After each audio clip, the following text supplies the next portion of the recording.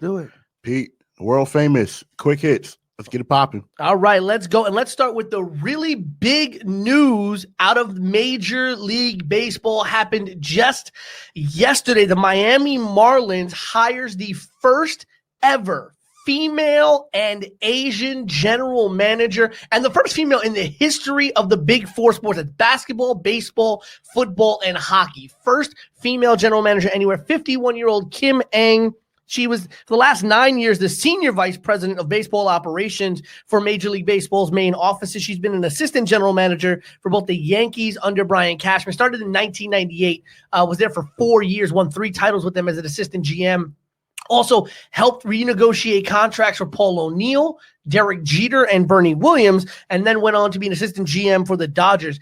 Kim started as an intern with the Chicago White Sox way back in the day, moving her way up to now being the GM of the Miami Marlins. And that connection with Jeter. Jeter was the first ever black CEO in baseball when he became the owner of the Miami Marlins, hiring Kim Ng. Really big move there. And hopefully the start of a movement for women in higher management levels in across all 4 sports. Continuing with Major League Baseball, the Cy Young Awards and MVP Awards came up this week. Cleveland's Shane Bieber and Cincinnati's Trevor Bauer, who's now a free agent actually, won the Cy Youngs this year. And Chicago first baseman DH Jose Abreu and Atlanta first baseman Freddie Freeman winning the MVP Awards for this year. Moving on to the NFL and college football.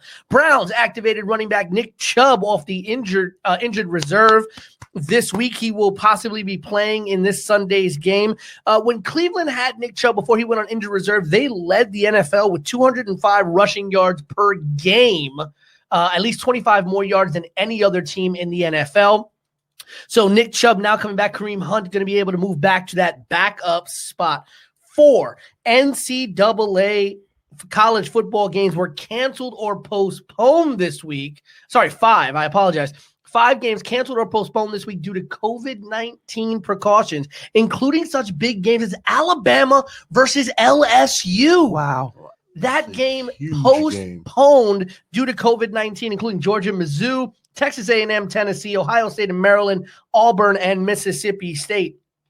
Staying in the NCAA, my man, the man that you plays to win the game, Herm Edwards, tested positive for COVID-19 this week. The head coach of Arizona State's NCAA football team, Herm Edwards, most notably known as the former coach of the New York Jets, testing positive for COVID-19 this week. And lastly, in the NCAA, Penn State running back Journey Brown, junior running back out of Penn State, has to retire from football due to a heart condition that will keep him out of organized sports. He was diagnosed with a hypertrophic cardiomyopathy and will be unable to play football, has to retire as a junior running back in Penn State. Finishing off with the NBA. As you know, we are rushing fast towards the draft and towards the beginning of the new season right now. It's scheduled to start in December. Big news, though, the Raptors are looking to possibly play in Tampa if they cannot play in Toronto due to government concerns with crossing the border. And right now, it does not look like the NBA is going to go into bubble again. So they might be doing some kind of traveling. So Toronto looking to possibly play in Tampa if they can't play in their home field of Toronto. Lakers have already announced they will play this season with no fans at home games in the Staples Center at all. They are going to play the season with no fans, though the Golden State Warriors, in the same state as the LA Lakers, have decided to go forward with a plan that will at least allow 50% fan capacity. I think that's fair, especially with the recent news of the vaccine coming out. I think they made those plans before learning about the 90% effective vaccine that Pfizer mysteriously announced right after the election. Mysteriously. Right. Very, very true. Yes. Right before we get to the new year. Right. 2 big assistant coach moves this week in the NBA. Tim Duncan, legendary Spur Tim Duncan, leaving his position as the assistant coach for the San Antonio Spurs.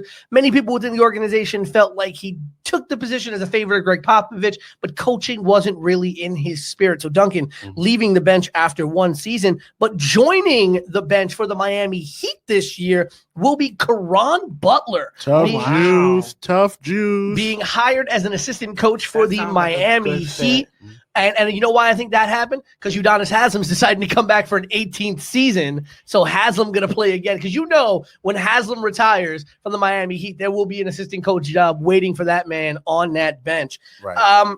He should own the team. Two last pieces. Spent half of his career on the bench. So This is true. Moving one seat over. Yeah, you're right. Two more stories in quick hits. I know this is a little bit of a rarity to hear, but I'm keeping track of it.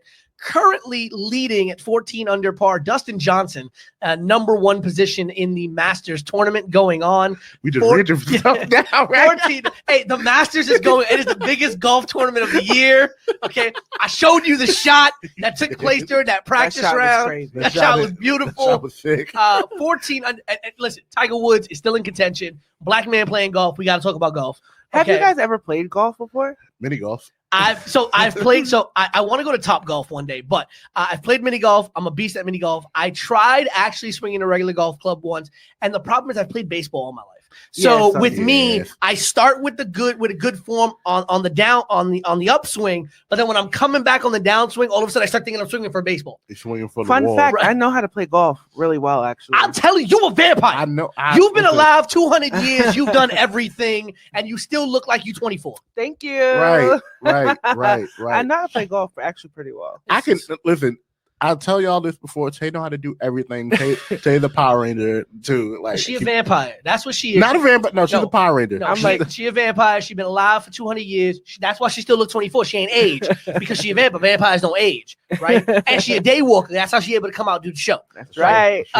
True. And the last piece of news on this week's Quick Hits, unfortunately, this happened very early in the week. Sad news out of the NBA as Celtics legend and Hall of Fame player and coach Tommy Heinsohn passed away at the age of 86 years old this week. He was a player, a coach, and longtime broadcaster for the Boston Celtics, the only member of the Boston Celtics family to actively be involved with all 17 championships of the Boston Celtics throughout their history, either as a player, a coach, or a broadcaster. He spent 60 years with the team.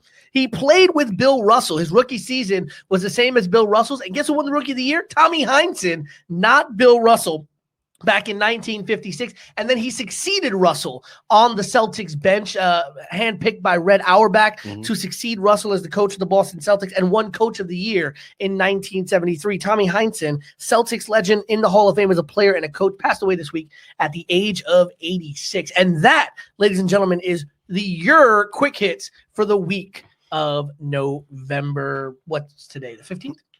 14. Yeah, 14. There we go. I was off by that.